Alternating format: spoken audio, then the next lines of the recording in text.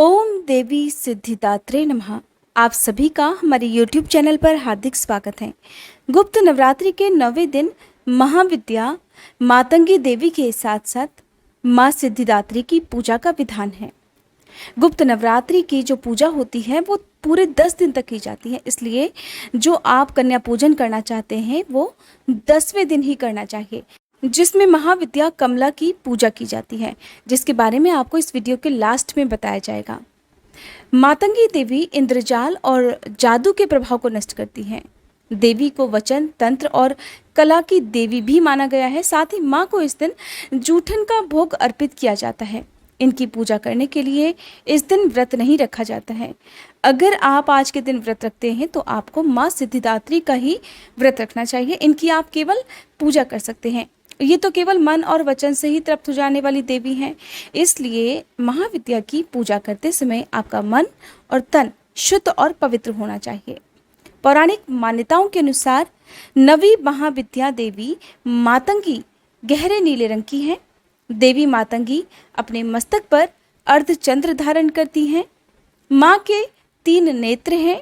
माँ रत्नों से जड़े सिंहासन पर आसीन है। देवी मातंगी के एक हाथ में गुंजा के बीजों की माला है। देवी के दाएं हाथों में वीणा तथा कपाल है और बाएं हाथों में खड्ग है। और देवी अपने भक्तों की सारी मनोकामनाएं पूर्ण करती हैं। देवी को जूठन का भोग क्यों लगाया जाता है, इसके बारे में कथा प्रचलित है। कहा जाता है कि एक बार भ्रमण के दौरान माँ पार्वती एक मलिन बस्ती में पहुंच गई थी, जहां कुछ मलिन महिलाएं भोजन कर रही थीं। उन्होंने जब अपने सामने देवी पार्वती को देखा तो हैरान रह गई। उन्होंने तुरंत अपने अपने भोजन की थाली देवी के सामने रख दी, जिसे देखकर देवतागण क्रोधित हो गए। लेकिन माता पार्वती ने उन महिलाओं का प्रेम और श्रद्धा देखकर मातंगी का रूप धारण किया और उस जूठन को ग्रहण किया। इसीलिए माँ को जूठा प्रसाद चढ़ता है। महाविद्या मातंगी की पूजा करते समय सबसे पहले स्नानादि से निवृत्त होकर साफ स्वच्छ वस्त्र धारण करके फिर माँ की पूजा जूठे फूल, जूठे फल या मिठाई से करनी चाहिए। आप इन फलों को जूठा किसी छोटी कन्या से भी करवा सकते हैं। पूजा के दौरान माँ आपको नमस्कार है कहते हुए पूजा प्रारंभ करनी चाहिए। व्रत रखने वाले भक्तों को शाम के समय व्रत की कथा पढ़नी और सुननी चाहिए।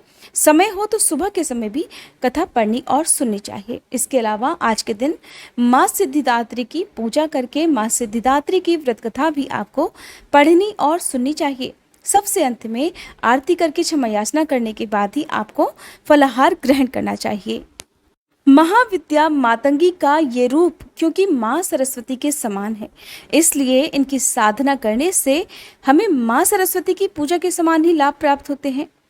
माँ की पूजा करने से बुद्धि और विद्या का विकास होता है, सद्बुद्धि की प्राप्ति होती है और वाणी भी मधुर होती है। माँ मातंगी के आशीर्वाद से जो भी भक्त हैं उन्हें कला और संगीत के क्षेत्र में भी सफलता प्राप्त होती है। साथ ही इनकी पूजा करने से किसी भी प्रकार के जादू, टोना या मोह माया से मुक्ति पाई जा सकती है।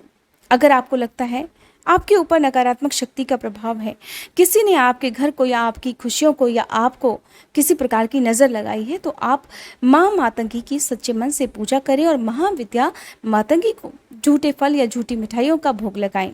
ऐसा करने से माँ आपकी सारी परेशानियाँ, सारी नकारात्मक शक्ति को दूर कर देती हैं। अगर आपके पास 10 महाविद्याओं की मूर्ति या तस्वीर नहीं है तो आप एक सुपारी को ही माँ के रूप में स्थापित कर सकते हैं, या फिर माँ दुर्गा की जो भी प्रतिमा या तस्वीर आपके घर में है आप उनका पूजन करके भी, उन्हीं में महाविद्याओं का ध्यान करके भी माँ की पूजा कर सकते हैं। सबसे अंत में क्षमा याचना जरूर करना चाहिए। माँ को हर दिन नियम से कुमकुम या रोली, अक्षत, पान, सुपारी और इसके अलावा लौंग और बताशे हर दिन अर्पित करने चाहिए।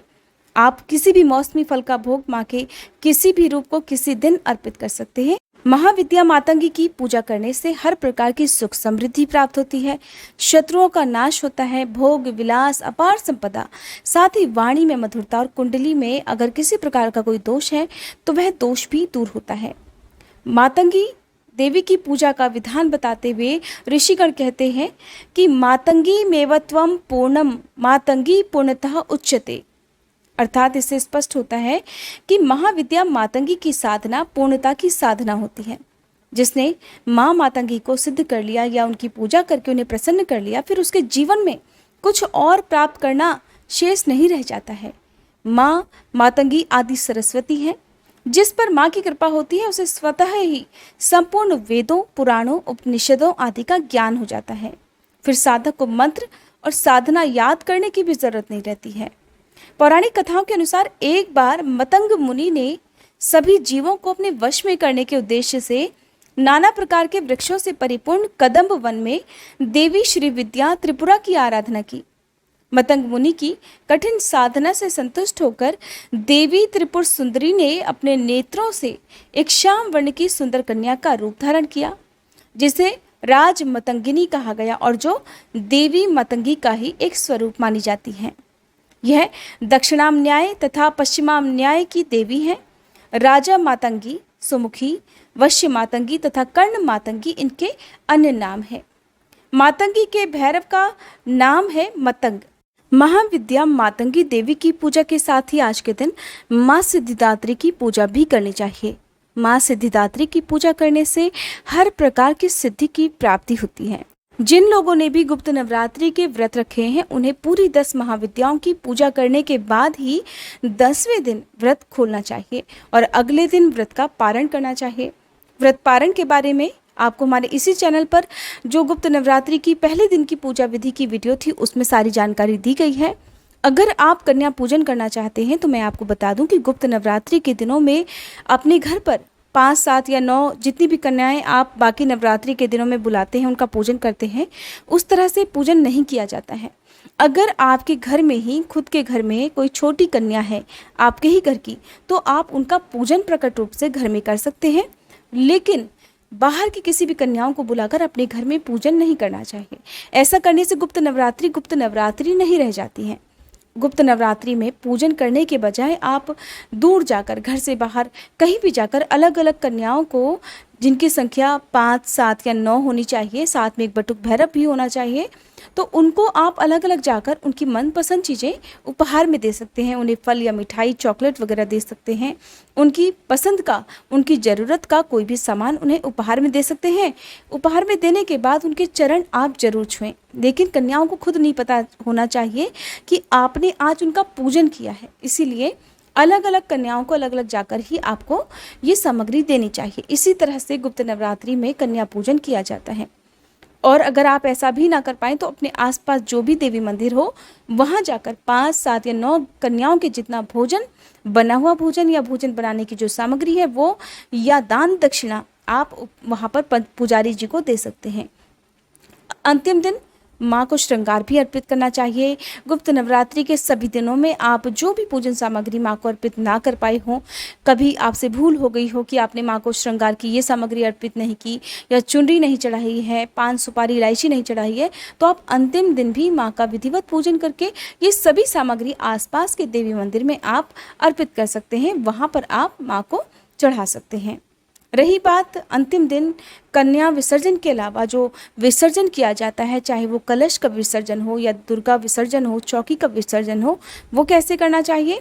तो जिस तरह से आप बाकी नवरात्रि में कलश का विसर्जन करते हैं, सबसे पहले चौकी को हिला दिया जाता है। जो माँ की तस्वीर या प्रतिमा आपने स्थापित की है उन्हें हल्का सा हिलाया जाता है। उसके बाद आप कलश का विसर्जन सबसे पहले करेंगे। कलश में स्थापित किए हुए पल्लवों को, आम या अशोक के जो पत्ते हैं उन्हें हटाएंगे। उससे पहले जो नारियल है आप उन्हें हटाएं। चुनरी जो है आपने जो कलश के चारों ओर बांधी हुई है, तो जो नारियल की चुनरी है उसे आप अपने घर के मुख्य द्वार पर जो गेट है उस पर बांध सकते हैं, या अपने घर की तिजोरी में रख सकते हैं, या उसका विसर्जन भी आप कर सकते हैं। इसके अलावा जो नारियल है उसे तोड़कर प्रसाद रूप में भी बांटा जाता है। प्रसाद अपने ही घर के लोगों को देना है, बाहर किसी को भी ये प्रसाद आपको नहीं देना है। बहुत से लोग स्थापित नारियल का विसर्जन करते हैं तो कुछ लोग उसे प्रसाद रूप में तोड़कर खाते हैं। तो आपके घर में आपने पहले नवरात्रि में जिस तरह से भी नियमों का पालन किया हो उसी तरह से आप इस बार भी कर सकते हैं। कलश के अंदर जो जल है उसे कभी भी तुलसी जी में नहीं चढ़ाया जाता है। जल को आप अपने घर के मुख्य द्वार पर छिड़के, अपने घर के कोनों में छिड़के, अपने हर कमरे में छिड़के। उसके बाद जो बचा हुआ जल है उसे आप अपने घर की ही किसी क्यारी में या किसी पौधे में डाल सकते हैं, लेकिन ये जल नाली में नहीं जाना चाहिए। कलश के अंदर आपने जो भी सुपारी या हल्दी की गांठ या सिक्का रखा है, तो सिक्के को आप अपने पास अपने घर की तिजोरी में रख सकते हैं। बाकी चीज़ों का आप विसर्जन कर दीजिएगा। विसर्जन किसी भी पवित्र वृक्ष के नीचे आप रखकर कर सकते हैं। ऐसी जगह पर ना रखें जहाँ पर लोग उन्हें पैरों से कुचल कर जाएं या किसी तरह का कोई अपमान हो। माँ को चढ़ाई गई जो भी पूजन सामग्री है, जैसे कि पूजा में चढ़ाए गए अक्षत हो, फूल मालाओं हो, उनका विसर्जन कर देना चाहिए। जो अक्षत है उन्हें आप अपने घर की छत पर चिड़ियों के लिए रख सकते हैं। साथ में पानी जरूर रखें। और माँ की जो तस्वीर या प्रतिमा है, आप उन्हें फिर से अपने मंदिर में रखकर उनकी पूजा कर सकते हैं। चौकी पर बिछाया हुआ वस्त्र या चौकी को आप बाकी फिर से नवरात्रि में प्रयोग कर सकते हैं। माँ को चढ़ाया गया श्रृंगार आप अपने ही घर की किसी सुहागिन महिला को दान में दे सकते हैं। अगर आप खुद सुहागिन हैं तो इनका प्रयोग आप खुद कर सकते हैं, और या फिर आप आसपास किसी देवी मंदिर में भी माँ को चढ़ा सकते हैं। ये थी आज की वीडियो। अगर आपके कोई और सवाल हो तो आप प्लीज़ कमेंट बॉक्स में पूछ लीजिएगा। साथ ही आप हमारे चैनल पर अगले दिन की कथा भी जरूर सुनिएगा।